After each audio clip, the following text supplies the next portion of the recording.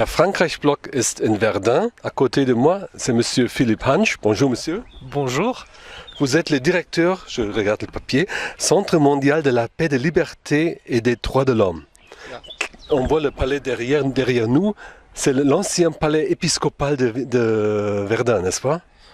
Oui, c'est le palais épiscopal, le palais des évêques de Verdun, qui nous a été confié en 1994 pour le Centre mondial de la paix, des libertés et des droits de l'homme. Qu'est-ce qui a fondé ce centre? Ce centre a été créé pour faire un complément au champ de bataille, pour donner aux visiteurs qui viennent découvrir le champ de bataille de Verdun la possibilité de comprendre comment on relie la Grande Guerre 1914-1918 à l'époque d'aujourd'hui. Faire un lien et comprendre l'importance des relations franco-allemandes ici à Verdun. Le centre a été créé 10 ans après le geste Mitterrand-Kohl de 1984.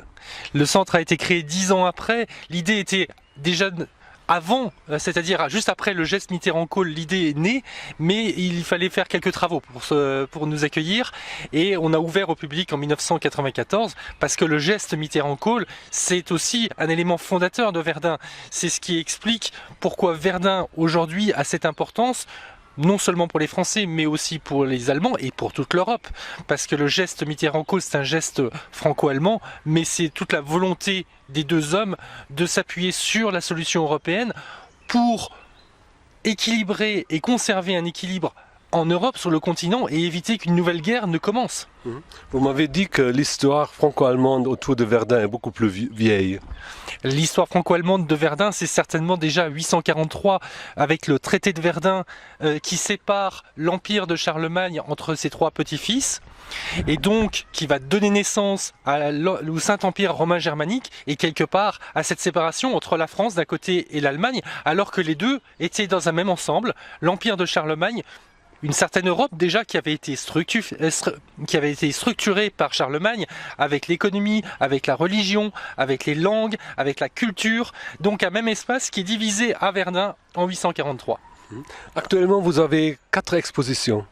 Nous avons 4 expositions, comme en permanence toujours 4 expositions, une consacrée bien sûr à la Grande Guerre, on est en période de centenaire, une autre consacrée aux relations franco-allemandes, le traité de Verdun, justement de 843, une autre également sur les relations franco-allemandes, mais aussi plus largement comment les chefs d'État et de gouvernement travaillent ensemble sur la scène internationale, ce sont les artisans de la paix, et enfin une autre exposition qui est consacrée pour cause de centenaire à ce que les civils de Verdun ont vécu pendant la bataille, parce qu'il n'y a pas que des militaires dans la guerre, il y a aussi des civils, et cette ville a été partiellement détruite pendant la Première Guerre mondiale.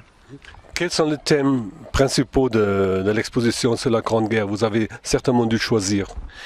Nous voulions avoir une exposition qui parle de l'ensemble de la Première Guerre mondiale, pas seulement de la bataille de Verdun, et surtout pas de la bataille de Verdun, puisqu'il y a d'autres sites à Verdun qui la présentent bien. Nous voulions montrer comment cette guerre a transformé la société, parce qu'elle a duré, parce qu'il y a eu des évolutions technologiques qui ont fait que l'armement a changé, que l'art du combat a changé, que les artistes vont pouvoir s'imprégner de la guerre et qu'elle va finalement transformer totalement la société. Donc on explique comment cette guerre a changé vraiment le monde. Et quel sujet voulez-vous apprendre aux élèves, par exemple, dans l'exposition sur les relations franco-allemandes? Ce qui m'intéresse vraiment, c'est de montrer aux élèves que derrière l'amitié franco-allemande, il y a la volonté d'un couple de travailler à trouver des solutions, des compromis franco-allemands, que ça soit par exemple sur la crise de l'euro avec la Grèce, où Angela Merkel et François Hollande étaient très loin en 2012, et ils ont fait des pas l'un vers l'autre pour aller en 2015 sur un point commun, un compromis. Oui, la Grèce doit rester dans la zone euro, oui, nous devons faire les efforts pour cela. C'est une position franco-allemande, un compromis. Autre exemple, c'est la crise en Ukraine.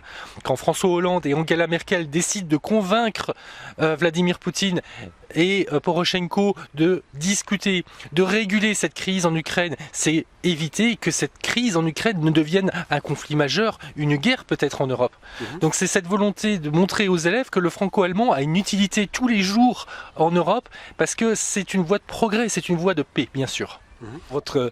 Dans le nom de votre centre, il figure aussi les droits de l'homme. Alors vous avez aussi une vocation de faire la promotion de ce côté-là?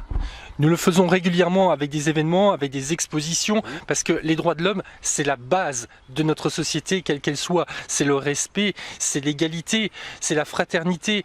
Et ici, en France, pays des droits de l'homme, il fallait vraiment un lieu fort.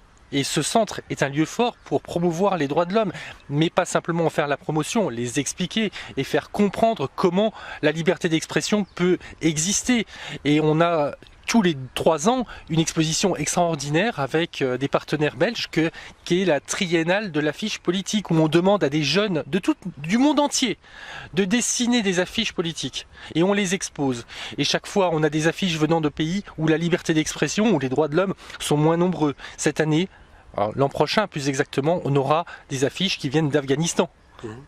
Et c'est une volonté vraiment de montrer que les jeunes sont le moteur de l'avenir et qu'ils peuvent, où que ce soit, dans le monde, promouvoir les droits de l'homme et participer à la vie citoyenne. Vous avez maintenant l'occasion de vous adresser aux élèves allemands et leur dire pourquoi il faut s'occuper des relations franco-allemandes. Qu'est-ce que vous leur dites? Je leur dirais, regardez les dirigeants franco-allemands. Regardez le quotidien de ce qu'est une Europe qui existe sans frontières, avec la même monnaie, qui vous permet de découvrir le monde, qui vous permet de vous imposer aussi dans le monde, parce qu'il n'y a pas que les grandes puissances comme la Russie, comme les États-Unis, il y a l'Europe. Et ça, c'est grâce au moteur franco-allemand. Donc oui, intéressez-vous aux relations franco-allemandes pour continuer à promouvoir notre continent et quelque part vous-même servir vos propres enfants qui bénéficieront de ces richesses. Vous parlez aussi du moteur allemand. Est-ce que vous pouvez préciser cette idée? Nos hommes politiques parlent aussi souvent du moteur allemand, mais qu'est-ce que cela signifie en Europe?